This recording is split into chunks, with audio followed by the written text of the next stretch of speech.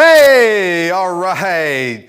Welcome to another exciting episode of Good Day Paris. That's right, yeah. I didn't trip running in, and you thought I was going to trip, but I didn't. I made it smooth sailing all the way in. Ran around the studio 3 or 4 times and had to get the blood pumping. We got the AC in here kicking today, so it's a little bit chilly. But hey, today's the day after Halloween, and I know that everybody had trick-or-treaters come to their house. Everybody got to see all the little kids with their cute outfits and their moms and dads that are just so excited to take everybody around. We had two trick-or-treaters and this big bag of candy that now becomes mine. Well, but you know, hey, I went to the dentist this morning, got everything checked out. I'm good. I remember to keep the teeth flossed and keep everybody on check. And guess what? I've got surprise. Oh, surprise! Can you hear me out there? Oh, hey, just got back from vacation, and I brought him a gift because of your cool socks. Oh, look at here. I felt like you had to have those because of your favorite. Dude. Pickleball socks. Oh, pickleball. Look at that. That is awesome. Man, you didn't have to do that. I got to bet back to the show. Thank you so much. Hey, producer Kevin got me a gift while he was on vacation, and they're pretty cool. You going to zoom in here on these, Kevin? You back over there on the dark side so you get a look at these fresh pickleball socks. And I wonder why he was asking me about my socks a while ago. He snuck that one in on me. People usually don't get over on me, but Kevin got me on that one. So yeah, thanks a lot, Kevin. Yeah, here, let's look at that. Aren't those sweet? Lime green pickleball. Well, I got the pickle color. That's sweet. Thanks, man. Woo! He told me if something happened just to roll with it. I didn't know where we were going. Got me. Well, get me back on track then. Thanks, Kevin. You the man. Well, guys, let's talk about it. UT won again. They beat that school from the north, and you know they're showing themselves. They got a challenge this weekend, though.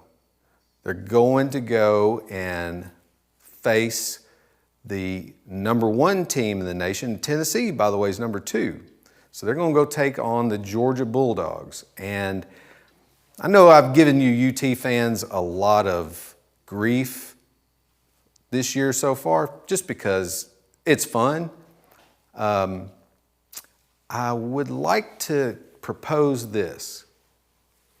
If UT beats Georgia, next week on the show, I'll get a shirt that says Hendon Hooker for Heisman. And I'll wear it on the show, but that's only if UT wins, and I don't know. What do y'all think? You want to see me in a shirt, a UT shirt? I've had one. I haven't had a Hendon Hooker for Heisman one, but I can do it. I promise you. Anyway, tune in next week or Saturday. You'll know Saturday. So, all right, moving on. I want to give you guys our email address again so that you can reach out to us. If there's topics that you want us to cover, if there's information out there that you think needs to be shared, if you know somebody that you think would be a good fit for this show, that might have something to share, contact us at our email address down there, gooddayparistn@gmail.com. We'd love to hear from you. This show isn't about Patrick. It's not about producer Kevin. We're here to showcase the best that there is in our community, and Henry, Carroll, Benton, Stewart, weekly. We take weekly too. We like them. Or just wherever you want to come in from. Just send us any information you've got at gooddayparistn@gmail.com. And we were going to try and run a program through the month of November. Paris has got talent. We figured out Paris must not got talent because we only got like a couple of submissions.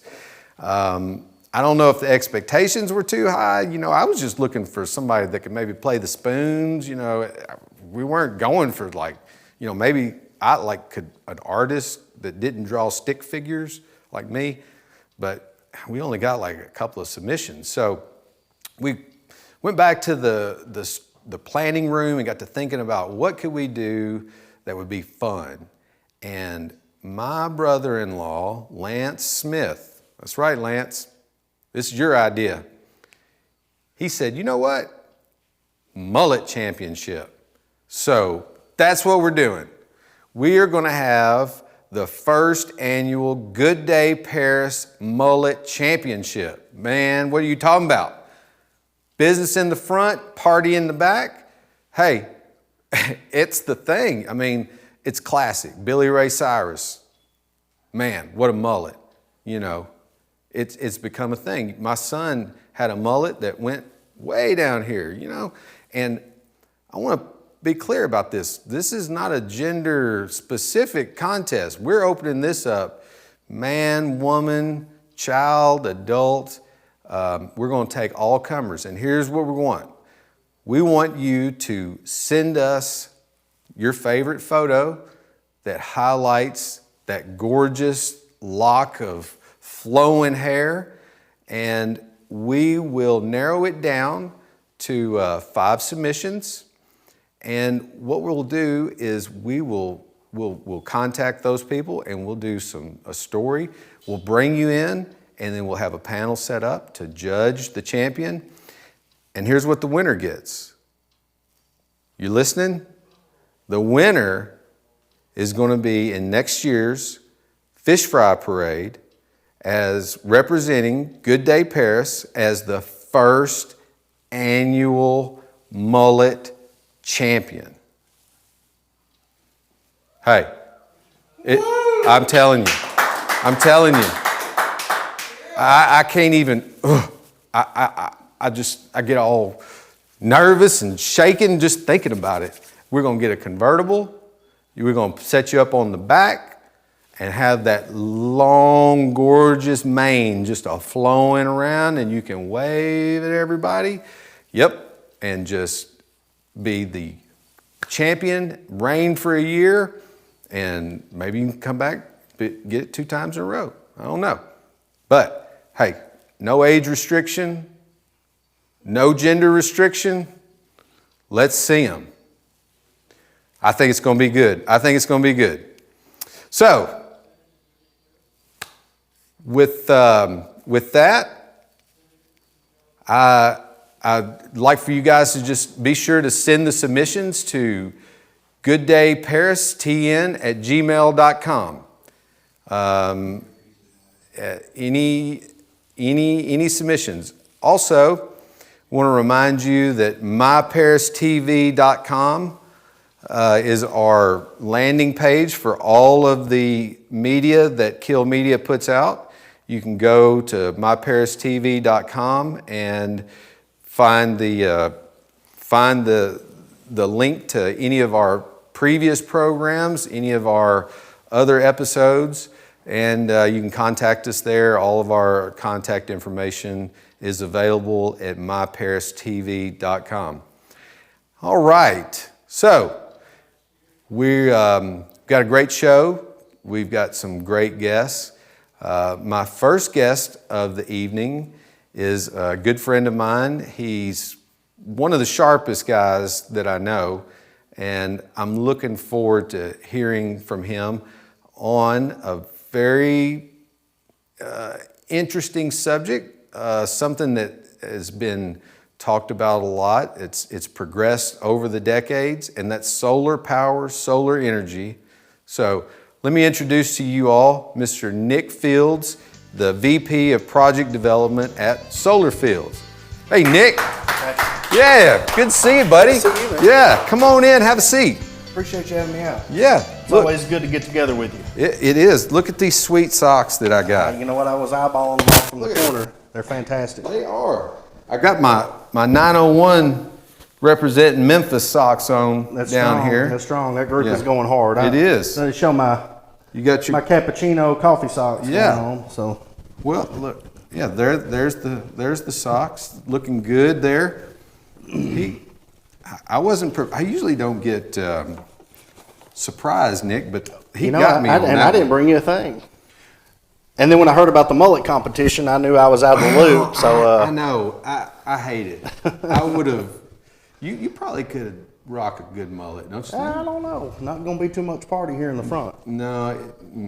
I may have it all in the back, but Yeah. I don't want to go down that road of mullet competition. So Yeah, man, I'm glad to have you on the show. We had done a show some time back where we talked about electricity and how it gets from the dam, through you the had a good network. conversation with Terry Wimberly. Yeah, had Terry Wimberly with BPU on, and we had a little bit of a discussion about solar and its place in our electric grid, and had a lot of interest come up from that. A lot of, I'd say, people that had misconceptions of solar. I'm certain. And when you had reached out to me about coming on, I thought, yes, somebody that actually, not that Terry doesn't know solar, but that's not his thing, but have somebody that's No, in the field. Terry knows very much about solar, just from a different aspect. Right. So tell me a little bit, and tell everybody a little bit about you and Solar Fields and how that came about. And Well, there's so much to tell. It's a whole nother show. yeah, I believe that. And you know a lot of it, so it's a whole nother thing. I got in solar in late 2014, and through a different path and a lot of different ways, and it was an amazing journey, and it was not an easy journey. And I worked for other people, and in 2018. It was just time to do my own thing with the right people, if you will, and nothing wrong with anybody else involved in solar. But it was a complicated industry that was growing fast and hard to keep up with. Right. And definitely, it's changed dramatically over the last decade. That's right, and in fact, Tennessee is considered a solar irrelevant state. A lot of people don't realize this. It is. So solar irrelevant. We're considered solar irrelevant, which means we have such a small amount of interconnected solar that it really doesn't even matter. Is that because we don't get as much sun as the rest of the world? No, absolutely not. In fact, along the Mississippi River in West Tennessee, we get amazing solar hours, and really through the whole state. But we can compete along the Mississippi River with portions of Arizona. And, Wow. and I don't want to get too crazy on this because Yeah. I'm not prepared to spit out those statistics. But that's not why I got in. That's not why I stayed the course when it wasn't easy to stay the course. I knew it was the right thing. I knew deep down there was more to it. So that's how we ended up where we are today. And I was fortunate enough to have an amazing wife that made the commitment to say, you know what, I love what you're doing. Yes, you do. I do. Yeah. And say, Christy. my wife, Christy. Yeah. Who's taught, in the community for 20 some odd years and loves teaching. But it was just, we were just doing a different thing, and it was time to. You saw the opportunity. I saw the opportunity way back when people thought I was crazy. But they still don't think you're crazy? You know what? I'm finally at a point where it doesn't matter. Okay. When you got operations in 7 states, it really doesn't matter what anybody thinks because the people that we stay loyal to and do business with over and over and over, prove what the deal is. Yeah. So having her commit to help grow the business, make sure we do it the right way, which was the struggle. Because you can't go and hire somebody that's been putting up solar for a decade in Tennessee. Right. It's not going to happen. The workforce. I'm a dinosaur. Yeah. You know. Yeah. So it was just one of those things that it was time to make not that we weren't committed before, but just go, let's look at where all the shortfalls are. Yeah. And let's make sure that we go a little bit better than that. Yeah. And we decided that, okay, we've got to do it from the inside out, which was a struggle in itself. So that's kind of how we got started, was just knowing that we wanted to do the right thing. We wanted to bring, it goes, value is generic. Like, people use that term, bring value.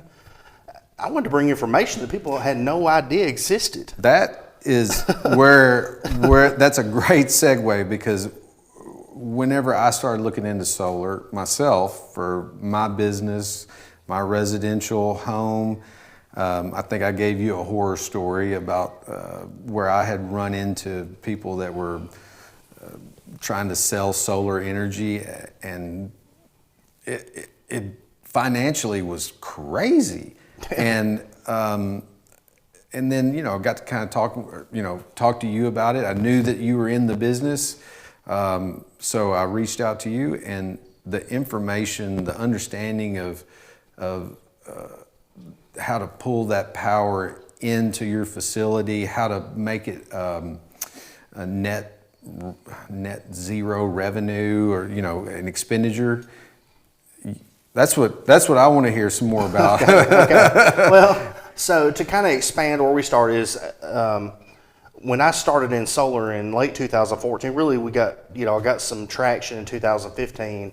I was involved. I didn't own a company. I was a sales rep for a generic term, and we were doing smaller projects and bigger projects, and I really saw, because I'm an entrepreneur at heart.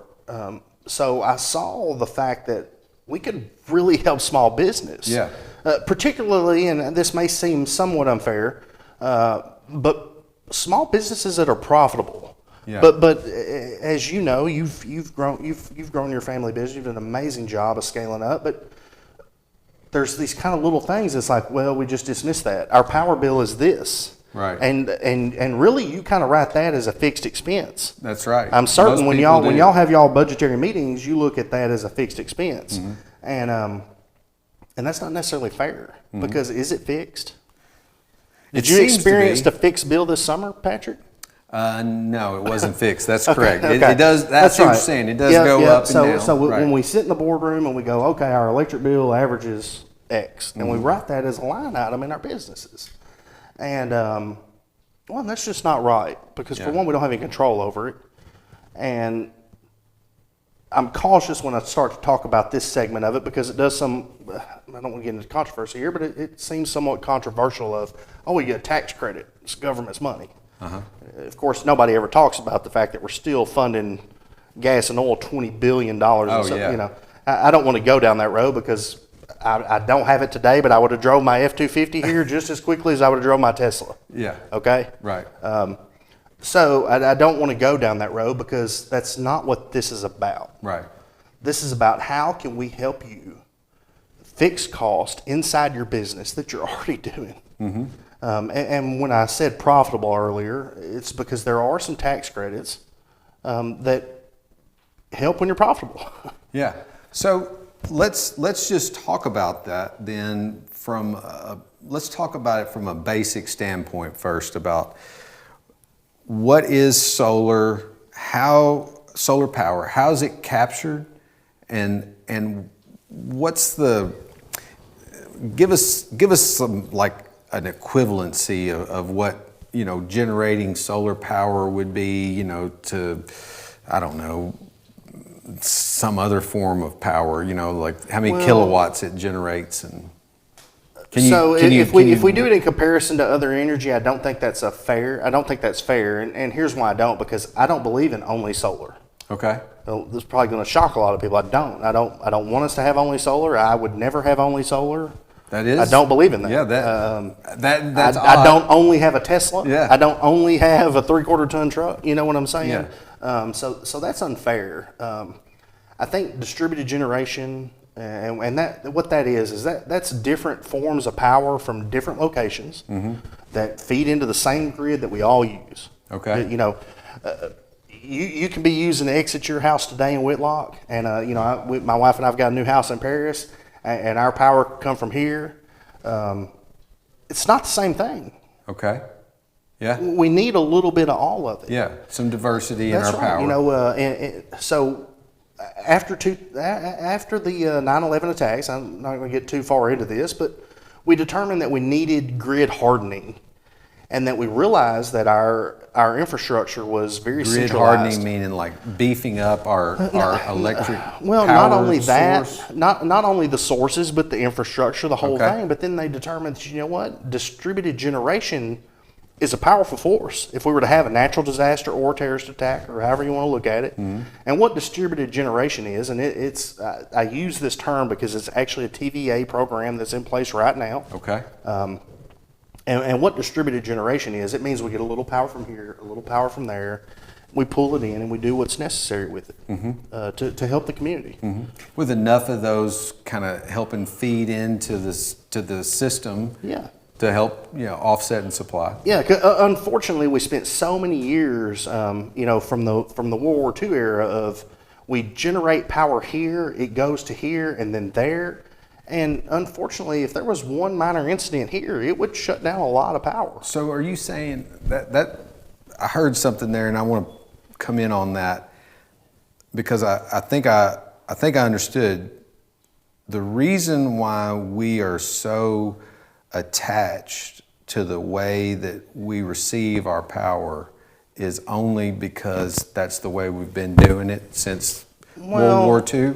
I want to be cautious about that because specifically in a community like we have, where we have a BPU that's fantastic, we've got fantastic linemen, we've got, I love BPU power. I have a love-hate with TVA, and it's not just because of solar. I have businesses that are tied to Kentucky Lake, and they manage all that, and TVA is kind of one of those things. It's a quasi-government. I'm not going to go too far down that rabbit hole, but BPU gets their power from TVA and disperses it to us, and BPU does a fantastic job, as most every other local power company does. With that said, if we have a major disaster, would you not love for your home to be a place that your neighbors could come to in the meantime to charge phones, run through the shower, do some things like that? Wait a minute. Stan Dunnigan, are you watching? Because he said that you bring your neighbors to your house and everything. You don't shoot them. No, I'm just kidding, Stan. Well, Patrick, I know you're community minded, and I know some of the conversations that we've had about solar and particularly potential projects for yourself.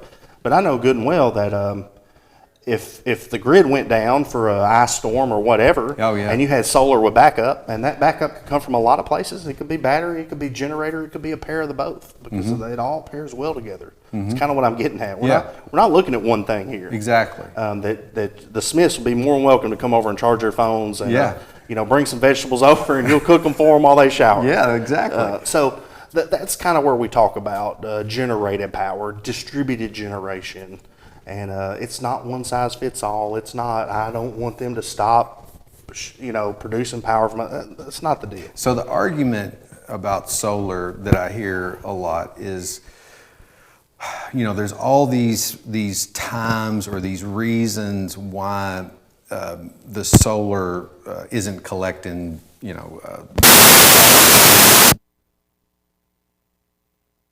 a lot of people to just say solar is unreliable. It's not something we need to mess with because, at night you don't get it, and so on and so forth. Well, Patrick, a kind of generic answer for that is anybody that is curious enough and inquisitive enough to put that much thought into the negative side, more than welcome to come to my office. We mine crypto, which takes a ton of energy. Right. And come look at a bell curve of what my solar does to my energy consumption in my office. And you're right. When it's dark, we're not producing power. Yeah. But you know what? In the daylight, I'm not buying it.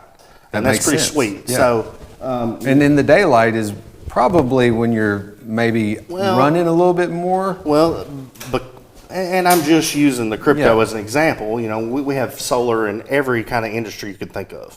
I've got grain dealers, tractor dealerships, FBI building, you know, a lot of stuff. But the reality is you're going to consume energy. Yeah. The sun's going to rise or we're in trouble anyways. So when we look at an overall production schedule, we can produce energy ourselves pretty cheap.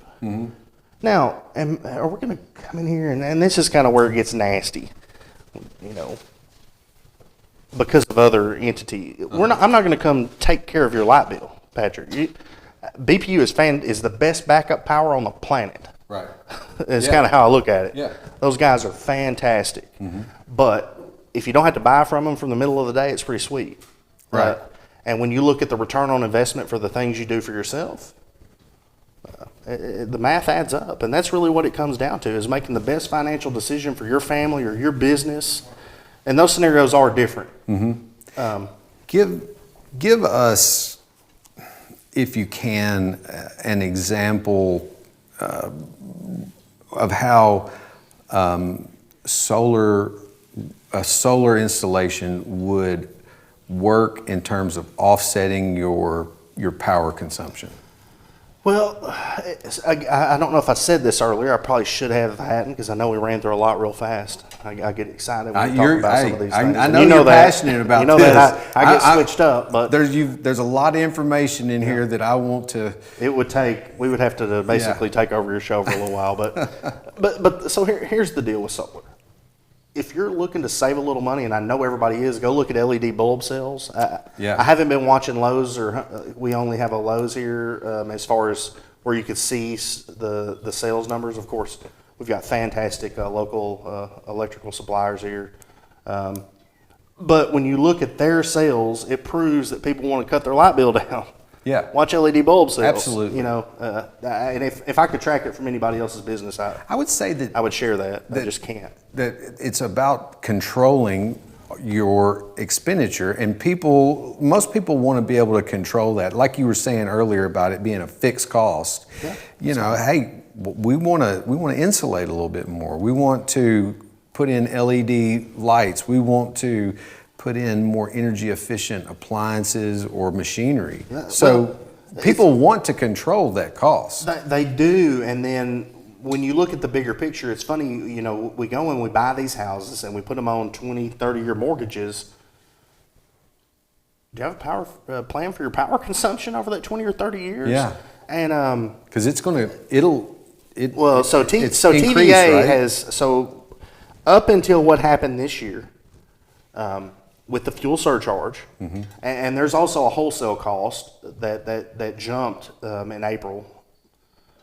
But TVA has inflated rates 2.2% a year. That's fantastic when you look at overall inflation. Yeah. Utility inflation has actually stayed below the inflation rate of the dollar. It's been a tough time this year. Yeah. In April, our wholesale contracts, and what wholesale is, TVA calls them the deferred cost. So basically what that means for especially our commercial clients, and we're putting in our own solar farm. So all these numbers carry over. They were paying 3.6 cents a kilowatt hour for excess production. Now they're paying 5 cents. So that's about do the math in my head, about 29% inflation rate on wholesale prices that have to catch up to us somewhere down the road. Now, this is not BPU. TVA or Gibson County or Carroll County or whoever, TVA does their thing and says you do this. Right. So this is BPU or Carroll County raised my rates. Right. Gibson Electric. They have to pass. They're distributors. Right. They're distributors. They have guidelines. So in April, TVA raised our wholesale rates about 29%. Now, what they did not do is raise your fixed kilowatt hour rate. Now, this summer we went through a surcharge. Right. Fuel surcharge. You talked to Terry about it. Yeah, you talked to Terry about it. Uh-huh. You and I had a conversation about it. You did the math, and because it was through peak. So although the rate looked like 30 some odd percent, because it was only during peak, I think you calculate about 22% increase. Yeah. man, what do you do for a business that my power bill's been $1,000 a month and now it's 20% higher? Absolutely. Where does that money come from? How do we fix that? Again, it goes back to these fixed costs that aren't necessarily fixed. So with solar, what we look at is when we do a solar project, we do what's called levelized energy cost, LEC. Levelized energy That's cost. right. And what that is, we look at the lifetime of the system, how much energy we're going to produce. We look at today's rate. We pull that back and say, okay, right now you're buying power for 10.8 cents a kilowatt hour. Mm-hmm. We can produce it for your house for 7 or for your business 2. Right. And what we take into effect for that, when people hear these numbers, that don't even make any sense. Well, for a business, we're going to depreciate the asset. Yeah.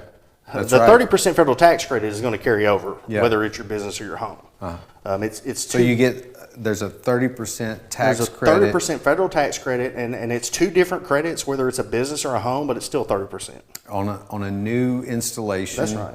Okay, at either home or business. That's right, Patrick. And that comes from through the federal government. It's a federal tax credit. And it's an incentive, basically, or am I wrong about that, to incentivize people to look towards alternative energy sources? I'm cautious with incentive because we have child tax credits that nobody seems to bat an eye at. Gotcha. And we're not being incentivized to produce children. If you're trying to buy food for one right now, it wouldn't make any sense. Tax credit would never add up. You don't have to be an economist or a mathematician or accountant to figure that out. Good point. I'm going to be cautious about how I say that. Okay. But nevertheless, there's a back end benefit on your tax. There is. There's also, when we look at nonprofits, it's a 10% internal rate of return. Wow. And nobody's doing that on their 401k right now, or for any period of time for that matter. So you're spending the money anyways. Maybe we should just talk about how you're spending it. Yeah. And if we could maybe, cut your power bill down a little bit and divert those funds to an asset that's, tied to your property, probably worth looking at. An asset that will provide you power in the event that you don't get power through your normal distribution system. Well, to an extent. Now, a lot of what we do is just straight grid tied power. Okay. So when we get into battery backup, it's kind of like, I look at that as like insurance. Okay. My forte is commercial. Yeah. So I'll be cautious. We do have a product now. We are getting into residential that, is being launched right now as we speak. But when we start looking at battery backup, I like to look at it as insurance. Okay. So the way I produce or I approach solar is let's look at the production. Let's look at what we're going to produce. Let's look at the rate of return. Let's look at against maybe some of your other investments. I've met with business owners and couples alike that have aggressive business stance that their money's killing it. Yeah. And I'm like, keep paying BPU, keep renting your power, keep paying, rent your power, you're fine. Unless this is just a passion project for you. Right. But so many times when we talk to people, their money's not doing anything. It could go to something Doesn't else. make any sense. Yeah. It's like, well, I was making 8%, but now what's happened is we're crushed. I'm seeing this happening more and more right now, but the easy answer for that is, but you're paying your power bill every month. Mm-hmm. Right. You're already doing this. You're already spending the money. And then we'll talk about the tax credit. And, most people are giving the government a free loan. Great way to look at it. Yeah. And they're taking money out of your check. You're not and getting paying you any interest an on it. asset for that. You're not getting anything. You're getting the power. You're getting the use. No, obviously. absolutely. And I would never tell anybody to disconnect from your local power company if you're within our region. Yeah. There are some places that it's like, okay. Yeah. We work in many states, but there's places it's like, all right, I can actually do this better. Yeah. But most of the time, like where we are, we're blessed. Absolutely. We have affordable power. The unfortunate thing is we have control of the cost of the power. Mm-hmm. So I think it's important to just kind of look at what anybody's doing, each individual. It's not one size fits all. Mm-hmm. It's not, and it does not work for everybody. But I see so many people that are like, oh well, yeah, I'm doing this, and I don't know. Now that you ask me, they don't even know what their money's doing, and it's like, well, wait a minute. okay, let's just really look at it. And then you're paying the money every month. So I think getting that control back, getting that peace of mind that, man, I'm doing something better for my family.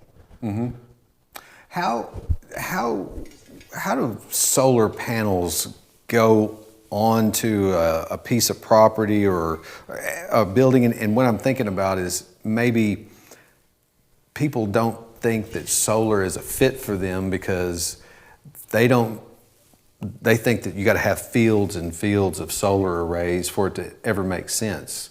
That's what a lot of us are seeing now is these big fields of solar panels. They actually and have a lower rate of return than just like for your business, for example, commercial solar. So when you look at utility scale solar, the return is nowhere near as high as what I would call commercial solar, which would be like for your business or a farm or my business. That's commercial solar, and it kills it. When you look at utility scale, it's a bigger picture. It's where somebody can go and dump 10, 20 million and safely get 4% or whatever. Don't quote me on any of these numbers right this second, but they're just supplementing. That's not the deal. They're supplementing the grid just like you could supplement your home with 4 or 5 panels. Right. There is kind of a threshold there because there's permitting. There's some of these soft costs that carry over to the project. So, if somebody came to us and said, "Oh man, I got $1,000 burning a hole and I want to put solar in my house," the idea is perfect. Unfortunately, in our area, you cannot put solar on yourself. You cannot do it. You cannot interconnect to Uncle Sam's electrical grid without a NABCEP. You're actually breaking the law when you do that. You're going to have to explain that word. That one went past me. ABCEP. NABCEP is North American Board of Certified Energy Practitioners, which is what is required to install solar and interconnect it to Uncle Sam's grid. So you got to have somebody with a certification. That's right. Yeah, we got guys that So a guy that wants to just go and put solar on his house can't necessarily do that. And if you came to us and said, "Well, I got $1,000, I want to not pay part of my electric bill," unfortunately, the permitting and all the things that go along with it, it's not going to be the most financially solid move that you can make. And I'm just trying to be completely transparent about this. Yeah. No, it makes sense because there has to be a certain size, economy of scale, right? Yeah, to where it actually makes sense. That's right. I want to ask. But it doesn't take much. It doesn't take much. It doesn't take much to make sense when you look at your bill and look at when you write that check every month. And again, I'm going to use BPU because I'm in Paris today, and I love those people. I know a lot of people up there. But when you write that check, that's fine. But what if you and we've got great people up there that teach you how to not pay so much. Right. Barry will fix you up right now. He'll come in here and say, "Man, this is garbage. We got to fix this. What are you doing?" So no, they're fantastic. They want everybody in the community to do well. But there are some aspects of this. It's like, well, maybe I kind of want to do this for myself. And when we got into electric vehicles, for example, I'm not going to go down this too far. This will be a whole other show. But I got a question about electric vehicles, and this is a project that I'm very interested in, and I want to ask. I'm going to put you on the spot, okay? I'm going to put you on the spot. I hope I don't disappoint you. You won't. I don't think. You might. I don't think you will. In some of our public spaces, I say public use spaces, we have surface parking. And I have, after talking with you, have thought about these EV charging stations.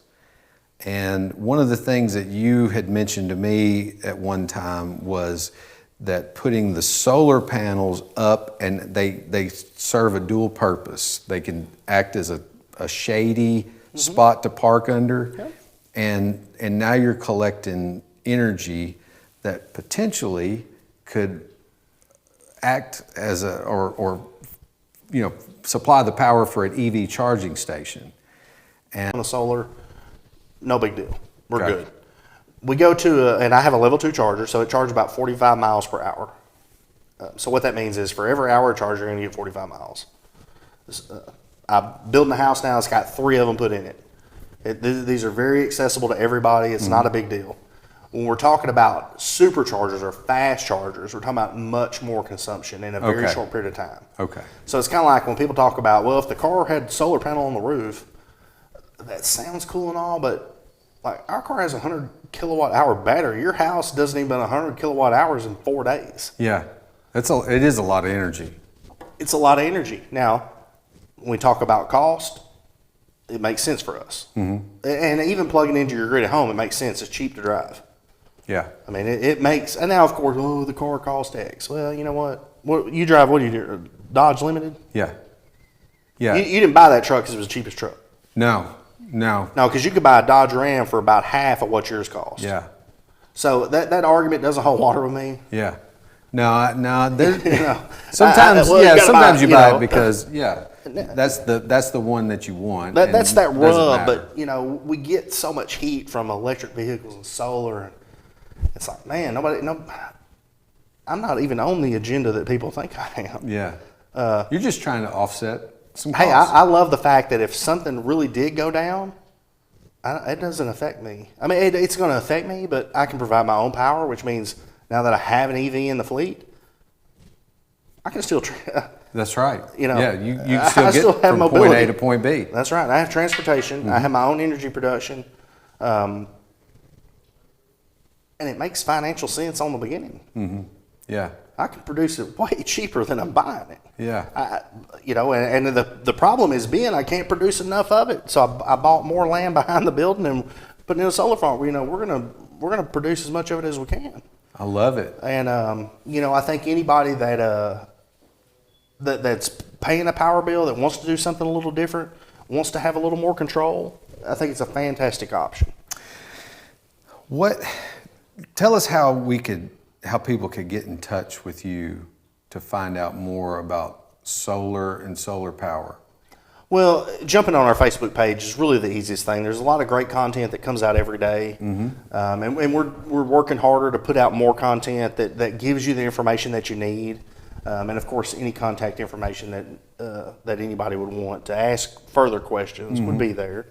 Because it's a big topic. It's a big topic. It's a big topic, and it's kind of funny because it's one of the most misunderstood things that I think I ever come across. A lot of times I don't even tell people I'm in solar, just to kind of sit around and wait for something to come up. Yeah. And I sure don't talk about electric vehicles. I couldn't imagine. That's the most polarizing thing ever, and it doesn't even make any sense to me. Yeah. So I try to watch from afar, and then it's got to where it is now to where if I'm not telling you about it, I'm kind of messing you over because it's a great, this is a great thing. Like, I need for you to, we're friends. I need for you to know about this. Yeah. If I don't tell you about this, I've done you a disservice. What you decide to do with the information I give is on you. But I'm failing you as a friend if I don't tell you about it, tell you about what all's going on, how it really works. That's nobody seems to know. And it's not their fault. But it's something. To it. Yeah, most of us remember having that magic solar calculator. You put your fingers over it and it goes off and comes back on, and that's about the extent for a lot of solar understanding is that there is some way that energy transmits from the sun. Hey, we've been doing it in space since the 60s. Yeah. So there's nothing new about it. I have personally witnessed panels that are older than me kicking right along, and I think it's pretty cool. So I think the biggest thing is going at it with an open mind. Get everything political out of it. It has nothing to do with that, I can promise you. Yeah, it's just about math. It's just the economics of it, and it either makes sense for your family or it doesn't. It makes sense for your business or it doesn't. We can answer all those questions in depth, take out all the guesswork. We'll take all the time we need to go through every little aspect with you, answer every question. If somebody's got solar out there that they're not happy with, call us. Yeah, I think that's a big thing for everybody is that solar is it's out there. It's available. It's, as he said, as a man that is sells solar power systems, has said many times, don't unplug from your power grid. This is an alternative to help ease some of the costs. And it doesn't make sense for everybody. He said that as well. I'm thankful to have Nick come in, have someone with the insight that understands it to kind of explain a little bit more about it. And if you really are interested in solar power, you need to check out Nick's Facebook page and check out his company, Solar Fields. And I think, Nick, did you have a... Yeah, hey, we've got a giveaway going on. You've got a giveaway. We've got a giveaway going on. And go ahead, tell us about this. Yeah, so jump on our Facebook page, give it a share and a like. Same thing on Instagram. It's going to lead you over to our webpage and enter to win. We're going to give away a whole home solar array with Generac battery backup. How do I win that? I mean, how does anybody win that? Patrick, the fine print may disqualify you. Oh gosh! But please follow the recommended guidelines to enter to win. Okay. So just jump on our Facebook page. That's a huge. That's a big big deal. That's what is that? That's deal. like $50,000 worth of equipment there or something. Just in equipment. Just in equipment. Yep. Man, that's wow. Yep. You really are trying to. Hey, this is going to be the highlight of my Christmas, man. I can't wait to see who wins this. We've just we kind of cooked this up. Did you run this by Christy? No, actually I did not. I bet. No, I really didn't. I bet you didn't. Hey, you don't go around just throwing $50,000 worth of equipment around. Yeah. No, I didn't, but it's the right thing to do. Yeah. There's, I can't wait to see who gets this. I can't wait for other people to know the real deal with solar. Yeah. It is not one size fits all. Yeah. And we've been fortunate to have a partnership with Generac recently, and kind of fix some wrongs that have been out there. And I know you know a little bit about this, and we're not gonna take this time to go into it. But if anybody does have a solar system that's not doing what it should be doing, we'll take care of you. I'm going to give my time to take care of our industry, take care of the people, because it's going to be fantastic. Yeah. And this giveaway is exciting. Y'all reach out to Nick and Solar Fields, find out more about solar energy. Nick's a wealth of information. Be more than happy to spend the time with you to get you through the questions that you need on solar power and see if that system is something that would be a fit for you. Nick, man. I appreciate you having me out. Thank you so much for being on the show, and I appreciate you taking the time to come. Hey, I'm glad to be here. I appreciate it. It's always a joy to get with you. Outstanding. This time, I'm going to throw it over here to Miss Terry for some important announcements. Well, thank you, Patrick. And Halloween is finally over, and we're here November 1st. It's already November 1st. Our year is almost done. We're going to be in 2023 before we know it. So we can talk about Christmas now. That's right. Well, starting this Friday afternoon, Christmas open house begins around the square with lots of shopping, food trucks, and live music. All the businesses around town are busy getting ready for the kickoff of this big event. Check out some of the dates of other events happening during this Christmas season, including the Festival of Trees and everyone's favorite, the Christmas Parade. So please be sure to participate. That's what makes our small town so great. And this Thursday, November 3rd, is officially the last day for early voting. The Henry County Election Commission office at 215 Grove Park Boulevard will be there from 9 a.m. to noon for all your early voting needs.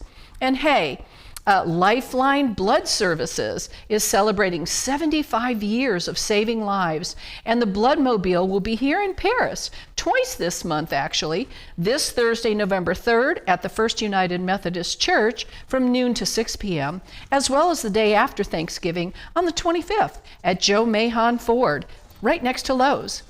And for our viewers in McKinsey, they will be at Save-A-Lot on the 4th from noon to 6 p.m. Give the gift of life this holiday season. There is no better gift to give. And don't forget, daylight saving ends this weekend.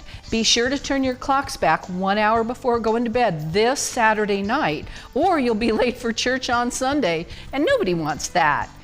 And the Land Between the Lakes National Recreation Area will be holding a special hike this Sunday, the 6th, starting at the Woodlands Nature Station. Learn tips and tricks on how to identify the different types of trees that grow throughout this part of Tennessee, including some that could actually be in your own backyard. And don't forget about the special offer still going on at the Parisian Movie Theater. Every Monday throughout the month of November, admission will still only be $5. So be sure to thank them for this special Thanksgiving gift. Also, don't forget to send us an email if there's an event that you want others to know about or have a suggestion for a guest, or if you are wanting to participate in the mullet contest, send them to gooddayparistn@gmail.com. And that's about it for this week. So I'm sending it back to you, Patrick. I know you've got a lot of things going on, so take it away. All right, thank you, Terry. A lot of stuff still going on moving into the holiday season. And speaking of a lot of stuff going on, I went out to Lakewood Elementary School last Friday. My wife, Shannon, is a pre-K teacher out there. And I wanted to come out to see all the students. They had pre-K through 3 do their annual character book parade. These students each class picked a book and they dressed in the theme that went with the book, and it was a lot of fun. So without any further ado, check out Lakewood Elementary School's character book parade.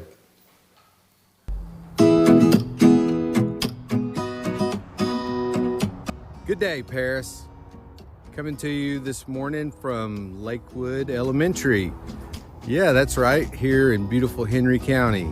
Friday morning, they are going to be having their character book parade. And I know there's going to be a lot of fun and excitement going on. These kids are going to be excited. Let's go in here and check it out. Come on.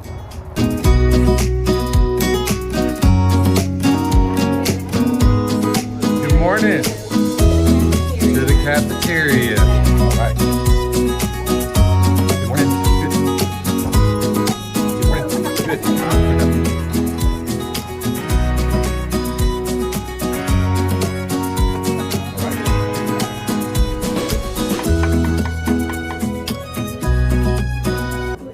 Hello.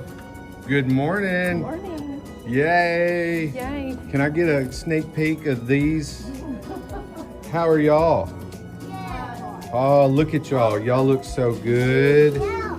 Wow. Is everybody ready?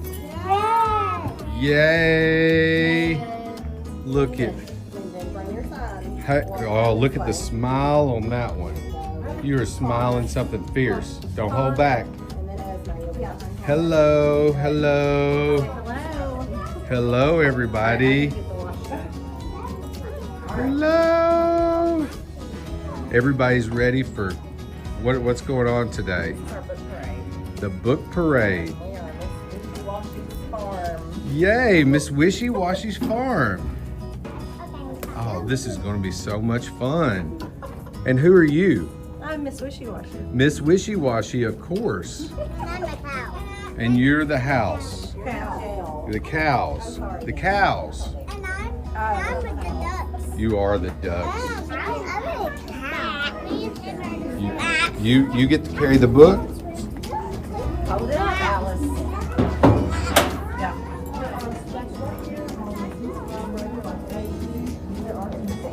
This is going to be great. I love to torment her.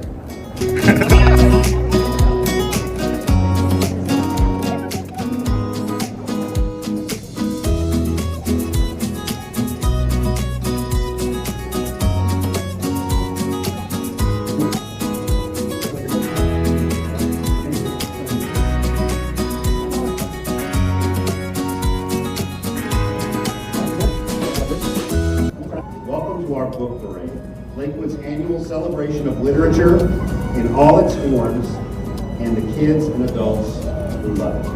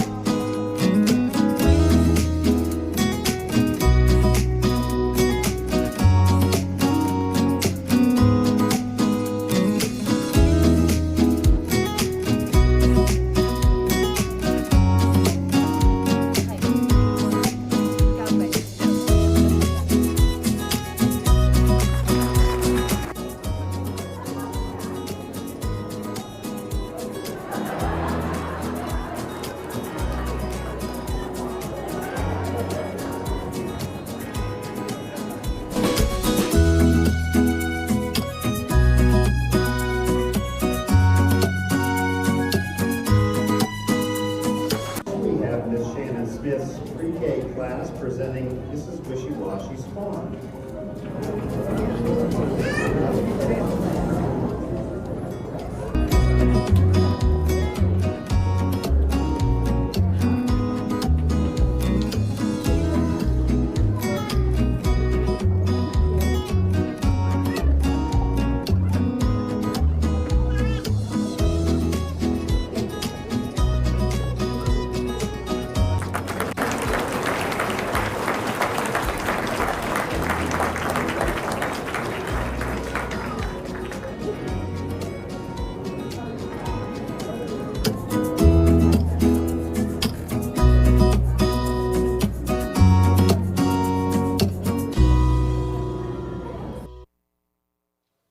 Wasn't that fun? Wow. I mean, who wouldn't be excited after seeing all those little kids marching through there in their costumes, excited about the what they're learning in school? And I got to tell you, I tell people everywhere that I go across the state, you cannot compare Henry County school system to any other public school system. You got to compare our school system more to private schools. Now, I know those of you that have been here for a while may take it for granted. We have one of the best school systems around, hands down. And you just saw a wonderful example of what we have in Henry County. That's right, absolutely. That's worth an applause. Thank you. And I got to get my wife on the show. She won't come up here. I don't know why, but I'll just go find her. I'll just follow her around with her camera until she does something cool or something. I don't know. Anyway, so you're welcome, Shannon. All right, y'all, I have in here a very dear friend and a special guest beside me. And I can't really explain to you how all of this has come about. All I know is that for the last several months, I've been following her on social media, and she's been doing quite a bit of transformation of her own, and she's been inspiring many, many, many other people to go through a transformation. And I'm talking about Miss Angie Gallimore. And let me tell you a little bit about Angie. She is first and foremost a Christ follower and worshiper. She's a health coach. She's been a surgical nurse for 24 years and is currently the co-director of surgery at Henry County Medical Center. She's mom to 2 beautiful children, Abigail, 20, Parker, 11. Now I like this part. This is how Angie would describe herself. And this is definitely her. She would describe herself as faith-filled, stubborn, joy-filled, a little impulsive, assertive, a studier, opinionated, laid back, a workaholic, and a lover of people. I mean, I can relate. I like it. Ladies and gentlemen, I'm so happy to have here with me Miss Angie Gallimore. Angie, thank you for being here. Thank you so much for coming on, and we are gonna, I'm sorry, I messed that up, didn't I? This is how it works. You're new to this, it happens like this all the time. It's all right. So, hey, here's Angie, but we got a little something here to show you about what Angie's been up to. Good morning. Happy Halloween. I've been thinking about talking about fear, and Halloween is a good day to do that. So, as far as getting started on a weight loss program, a lot of people are legitimately scared. You've tried a lot of things that didn't work. You are afraid of being hungry. You are afraid of failing, people knowing that you're doing this and then you fail. You're afraid of change. It's scary. People legitimately get scared when they're trying to make a decision about doing this. But I thought about fear in a different way, that one of the things that got me started in wanting to change my health was... Hey, there she is. There's Miss Angie. And Angie, now, yes. Welcome to the show. Thank you. Hey, that was an inspiring piece, and you talked about courage in that piece, about taking that first step. Thanks Right. for having the courage to come out and join this group or this arena, this media, to do a little bit more outreach. Thank you. I'm glad to have you on, and I want you to tell me just a little bit briefly about what started you down this road. Well, I had, I guess, down the road of being a health coach, I Yes. had seen one of my mentors, Norma Gerald, really having some great success with her weight and with weight loss, and so I already admired her greatly and decided to check out what she was doing. I talked to her, and she helped me get started on my journey, and then now I want to help others. But it's not just on a health journey, because the weight loss is just a small part of it. Really, it's a whole mind and heart transformation that I saw her start to go through, and that I've been going through, and that I am really hungry to help other people go through too. So it's the weight loss is great, and we need that. It feels good to lose weight, but that connection with the community of people that helps along the way with the mind transformation has been amazing. And I've had a lot of training that has been poured into me, a lot of people that really genuinely care about me that have poured into me.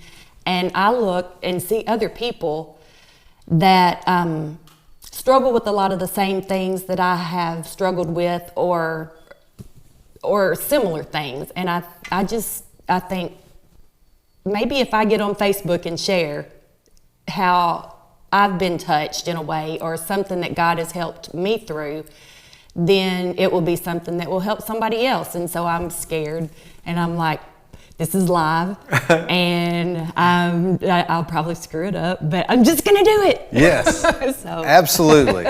And I'm so thankful that you've taken the step to come out and expand the people that you're able to talk with and help. And what I want you to do, Angie, is, hey, let's give somebody out there some inspiration, some motivation, and see who we can reach out and help today.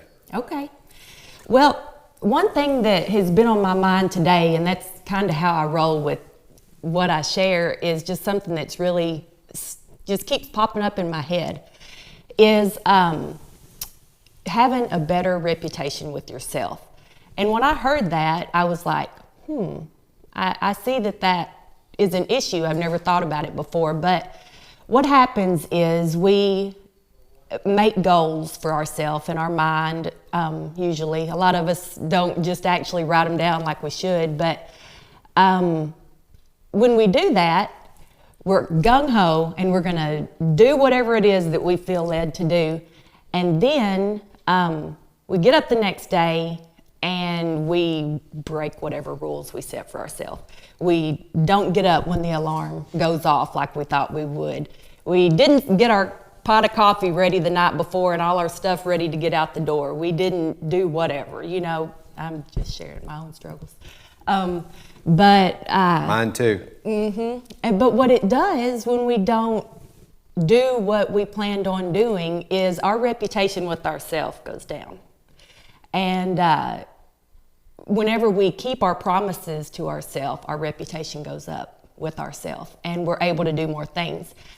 And a lot of times, just doing the thing that you're scared of doing makes a huge difference. So whether it's getting on a Facebook Live to share what's on your heart, or taking that step in a job.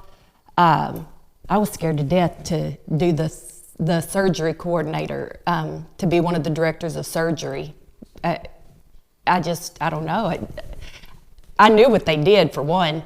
And so it took a while to take that step. And when our director of nursing asked Chris Herron and me if we would do it together, I don't know. We'll ask Shannon. We could ask Christy. Yeah, grammar. That's not my strong suit. But whenever she asked us if we'd do it together, we said yes. And it is a big job, but it was scary. It's a new scary step. But whenever we go ahead and do that stuff that we're scared of, it just takes us to a whole new level and grows us in a new way that we didn't realize all of a sudden we're doing stuff we never knew we could do, you know? But whenever we start something new, we don't know how to do it. We just do. You learn it as you go. And so it's like that came out of my heart working through fear with the weight loss stuff, because a lot of people are scared to do that, scared they're going to fail. But once you start and you start seeing results, you're like, woohoo, you know, I can do this and this is working. And so, I don't know, that's just what's been on my heart. Keeping your reputation with yourself, making it better, believing in yourself more. For me, that comes through a relationship with Jesus and the time that I spend with God every morning.